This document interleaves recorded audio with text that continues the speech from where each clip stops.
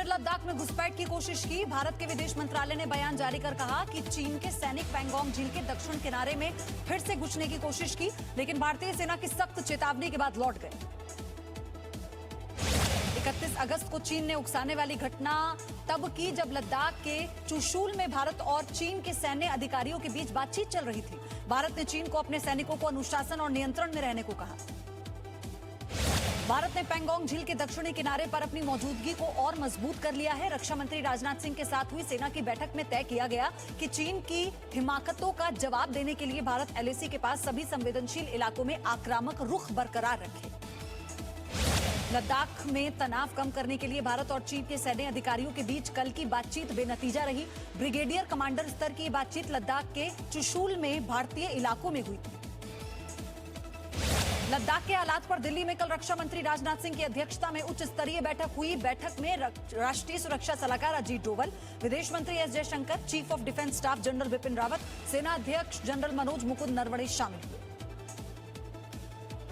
लद्दाख में एलएसी पर भारतीय सेना ने अपने टैंकों को महत्वपूर्ण इलाकों में तैनात किया। चुशूल और डेमचौक से चीन के हमले की आशंका के बाद यह तैनाती की गई। चीन की सेना के टैंकों के आगे बढ़ने के बाद भारत ने यह तैनाती की।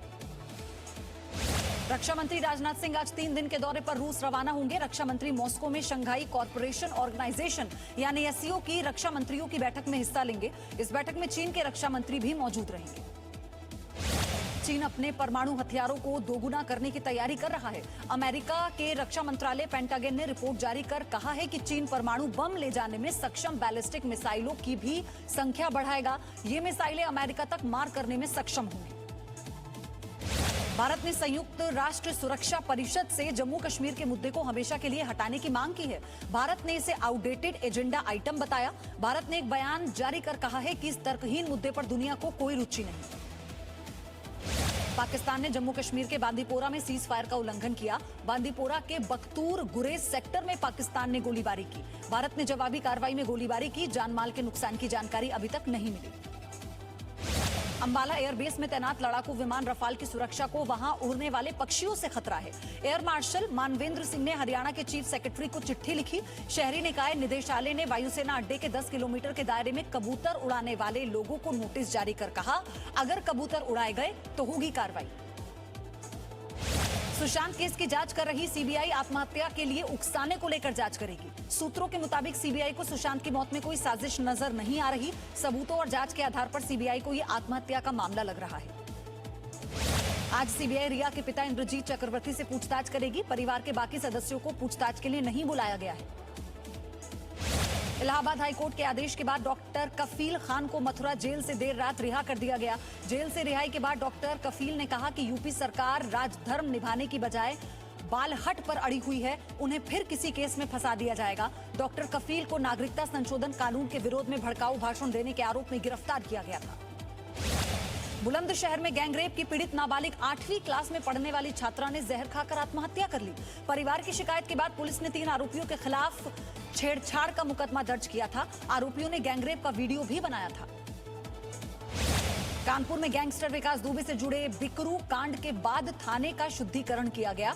पुलिस ने हवन कर थाने का शुद्धिकरण किया। पुलिस के मुताबिक अपराध को नियंत्रण में करने के लिए हवन किया गया और इस दौरान थाने ने किसी फरियादी की शिकायत नहीं सुनी। अयोध्या में श्री राम मंदिर के नक्शे को लेकर आज राम जन्मभूमि तीर्थ क्षेत्र ट्रस्ट की बैठक होगी। नक्शे को मंजूरी देने से संबंधित सभी 9 विभागों के अधिकारी बैठक में शामिल होंगे।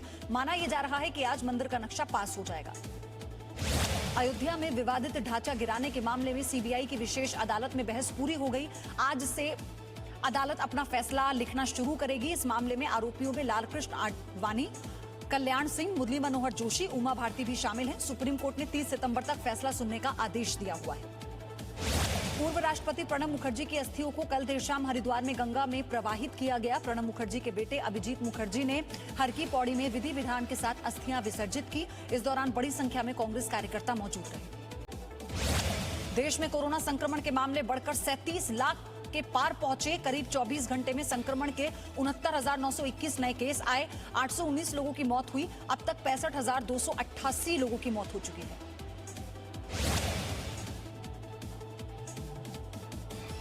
दिल्ली में कोरोना वायरस के संक्रमण के केस फिर से तेजी से बढ़े। पिछले 24 घंटे में 2312 नए केस आए हैं। 18 लोगों की मौत हुई। दिल्ली में अब तक 1,77,060 लोग कोरोना वायरस से संक्रमित हुए। भारत के टेनिस खिलाड़ी सुमित नागल यूएस ओपन में पुरुषों के एकल मुकाबले के दूसरे दौर में प्रवेश कर चुके हैं। पहले दौर के मैच में उन्होंने अमेरिका के ब्रैडली क्लास को हराया था। 7 साल में पहली बार कोई भारतीय खिलाड़ी यूएन ओपन के सिंगल मुकाबले में ओपनिंग मैच जीतने में कामयाब रहा। फ्रांस की पत्रकारिता चार्ली हेब्दो एक बार फिर पैगंबर मोहम्मद का कार्टून प्रकाशित करेगी। पत्रिका के डायरेक्टर ने संपादकीय में लिखा, हम कभी झुकेंगे नहीं, कभी हार नहीं मानेंगे। जनवरी 2015 में चार्ली हेब्दो के कार्यालय पर हुए आतंकवादी हमले में 17 लोगों की मौत हुई थी। आरोपी 13 पुरुषों और एक महिला के खिलाफ आज से सुनवाई शुरू हो रही है। इस्लामाबाद हाईकोर्ट ने पाकिस्तान के पूर्व प्रधानमंत्री नवाज शरीफ को 10 सितंबर तक सरेंडर करने का आखिरी मौका दिया। शरीफ के वकील ने कहा कि पूर्व प्रधानमंत्री की तबीयत ऐसी नहीं है कि वो पाकिस्तान वापस आ जाएं। इस्लामाबाद हाईकोर्ट अब नवाज शरीफ की सजा पर फैसला भी 10 सितंबर को करेगा। फ्रांस की राजधानी पेरिस में आज से स्कूल खुल रहे हैं। फ्रांस में करीब 1 करोड़ से ज्यादा बच्चे स्कूल में आज से पढ़ाई शुरू करेंगे। छात्रों को स्कूल में मास्क लगाना अनिवार्य होगा।